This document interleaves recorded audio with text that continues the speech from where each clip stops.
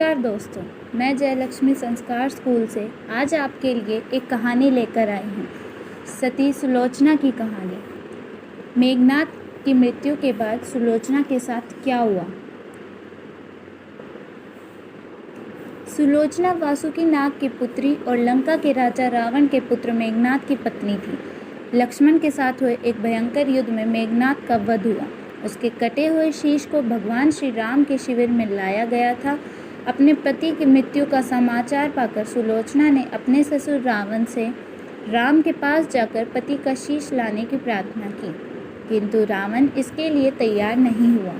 उसने सुलोचना से कहा कि वह स्वयं राम के पास जाकर मेघनाद का शीश ले आए, क्योंकि राम पुरुषोत्तम हैं, इसलिए उनके पास जाने में तुम्हें किसी भी प्रकार का भय नहीं करना चाहिए। रावण के महाप्रकार में पुत्र मेघनाद का वध करने की प्रतिज्ञा लेकर लक्ष्मण जिस समय युद्ध भूमि में जाने के लिए प्रस्तुत हुए, तब राम उनसे कहते हैं, लक्ष्मण, रण में जाकर तुम अपनी वीरता और रणकौशल से रावण पुत्र मेघनाद का वध कर दोगे, इसमें कोई संदेह नहीं है।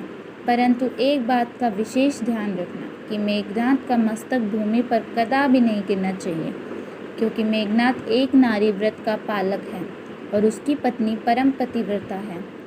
ऐसी साध्वी के पति का मस्तक अगर पृथ्वी पर गिर पड़ा तो हमारी समस्त सेना का ध्वंस हो जाएगा और युद्ध में विजय की आशा त्याग देनी पड़ेगी। लक्ष्मण अपनी सेना लेकर चला गया। समर भूमि में उन्होंने वैसा ही किया। युद्ध में अपने बाणों से उन्होंने मेघनाद का मस्तक उतार लिया, पर उसे पृथ्वी पर नहीं गिरने दिया। हनुमान उस मस्तक को रघुनंदन के पास ले आए। मेघनाद के दाहिनी भुजा आकाश में उड़ती हुई उसकी पत्नी सुलोचना के पास जाकर गिरी। सुलोचना चकित हो गई। दूसरे ही क्षण अनंत दुख से कातर होकर विलाप करने लगी, पर उसने भुजा को स्पर्श नहीं किया। उसने सोचा, संभव है यह भुजा किसी अन्य व्यक्ति की हो। ऐसी दशा में पर पुरुष के स्पर्श का दोष मुझे लगेगा। निर्णय करने के लिए उसने भुजा से कहा, यदि तू मेरे स्वामी की भुजा है तो मेरे पतिव्रत की शक्ति से युद्ध का सारा वृतांत लिख दे। भुजा में दासी ने लेखनी पकड़ा दी। लेखनी ने लिख दिया, प्राण प्रिय, यह भुजा मेरी ही है। युद्ध भूमि में श्री राम के भाई लक्ष्मण से मेरा युद्ध हुआ। लक्ष्मण ने कई वर्षों से पत्नी, अन्न और निद्रा छोड़ रखी है। वे तेजस्वी था तथा समस्त देवी गुणों से संपन्न है। संग्राम में उनके साथ मेरी एक नहीं चली। अंत में उन्हीं के बाणों से विद्ध होने से मेरा प्राणांत हो गया। मेरा शीश श्री राम के पास है। पति की भुजा लिखित पंक्तियां पढ़ते ही सुलोचना व्याकुल हो गई। पुत्र वधू के विलाप को सुनकर लंकापति रावण ने आकर कहा, शोक न कर पुत्री, प्रातः होते ही सहस्त्रों मस्तक मेरे बाणों से कट कट के पृथ्वी पर लौट जाएंगे। मैं रक्त की नदियाँ बहा दूंगा। करुण चित्कार करती हुई सुलोचना बोली, पर इससे मेरा क्या लाभ होगा। सहस्त्रों क्या, करोड़ों शीश भी मेरे स्वामी के शीश के अभाव की पूर्ति नहीं कर सकेंगे।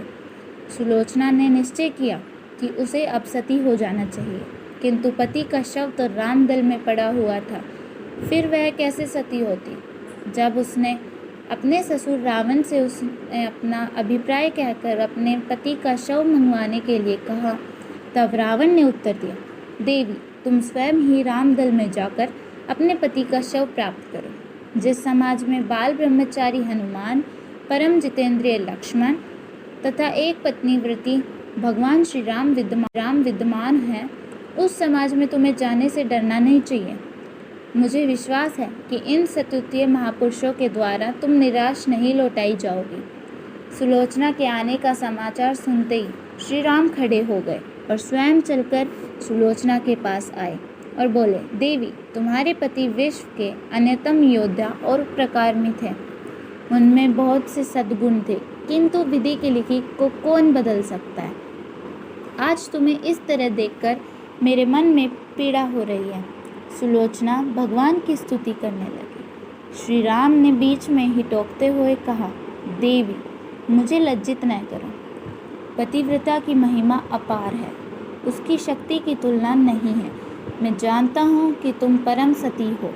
तुम्हारे सतीत्व से तो विश्व भी थराता है। बताओ कि मैं तुम्हारी किस प्रकार सहायता कर सकता हूँ। सुलोचना ने आश्चर्यपूरित नयनों से प्रभु की ओर देखा और बोली, हे रघुवेंद्र, मैं सती होने के लिए अपने पति का मस्तक लेने के लिए यहाँ पर आई हूँ। श्री राम ने शीघ्र ही ससम्मान मेघनाद का शीश मंगवाया और सुलोचना को दे दिया। पति का छिन्न शीश देखते ही सुलोचना का हृदय अत्यधिक द्रवित हो गया। उसकी आंखें बड़े जोरों से बरसने लगी। रोते रोते उसने पास खड़े लक्ष्मण की ओर देखा और कहा, सुमित्रा नंदन, तुम भूल कर भी गर्व मत करना कि इनका वध आपने किया है। मेरे स्वामी को धराशायी करने की शक्ति विश्व में किसी के पास नहीं थी। यह तो 2 पतिव्रता नारियों का भाग्य था। आपकी पत्नी भी पतिव्रता है और मैं भी पति चरणों में अनुरक्ति रखने वाली उनकी अनन्य उपासिका हूँ। पर दुर्भाग्य से मेरे पति एक पतिव्रता नारी का अपहरण करने वाले पिता का अन्न खाते थे और उन्हीं के लिए युद्ध में उतरे थे। इसी से मेरे जीवन धन परलोक सिधारे।